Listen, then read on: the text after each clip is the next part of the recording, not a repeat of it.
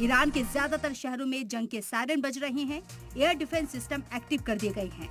Israel की तरफ से किसी भी वक्त बड़े हमले का अंदेशा है। कई शहरों में फ्लाइट डाइवर्ट कर दी गई हैं।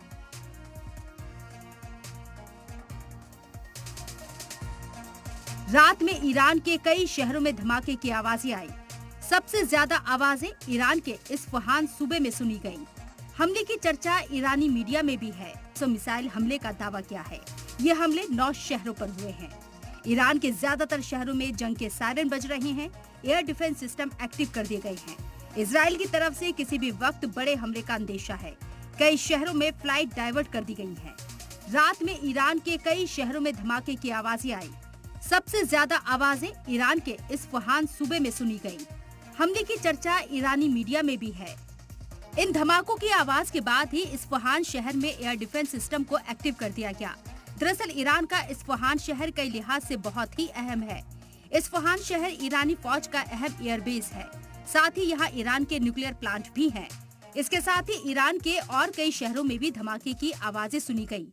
इनमें इस्फहान, तेहरान, फोर्डो, अर्क, नंतस, खर्क, आइसलैंड, बुशेहर और बांदर अब्बास है। दावा है कि इन शहरों में धमाके 13 अप्रैल को इजराइल पर हमले का रद्दअमल है, जिसमें ईरान ने इजराइल पर 170 ड्रोन, 30 से ज्यादा क्रूज मिसाइलें और 120 से ज्यादा बैलिस्टिक मिसाइलों से हमला किया था। और इसके बाद इजराइल ने ईरान को सबक सिखाने की बात कही थी। ईरान में धमाकों की आवाज के साथ ही अलर्ट का ऐलान हो गया है। कई एयरपोर्ट पर उड़ानें ठप हो गई हैं। कई शहरों में फ्लाइट डाइवर्ट की गई है। इजराइल के हमलों के बाद से ही मिडिल ईस्ट में जंग में शिद्दत आ गई है। अगर मिडिल ईस्ट में जंग होती है तो ये तीसरे वर्ल्ड वॉर की गारंटी है। इसलिए ईरान और इजराइल में तनाव को लेकर यूनाइटेड नेशंस ऑर्गेनाइजेशन भी फिक्रमंद है। वहीं यूनाइटेड नेशंस ऑर्गेनाइजेशन में ईरान ने 13 अप्रैल के हमले के बाद इजराइल को चेतावनी दी थी कि अगर उसने दोबारा हमले की कोशिश की तो उसका अगला हमला और बड़ा और खौफनाक होगा। उन्होंने 13 अप्रैल को इजराइल पर हमले की वजह भी बताई।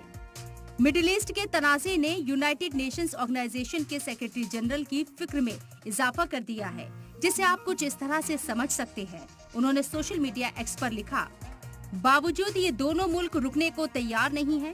पहले ईरान ने सीरिया में ईरानी सिफारतखाने पर हमले और अपने फौजी अफसरान की मौत का 300 मिसाइलों के हमले से बदला लिया। वहीं अब जिस तरह से इजराइल ने भी ईरान पर पलटवार किया है, उसके आगे सिर्फ तबाही और वर्ल्ड वॉर है।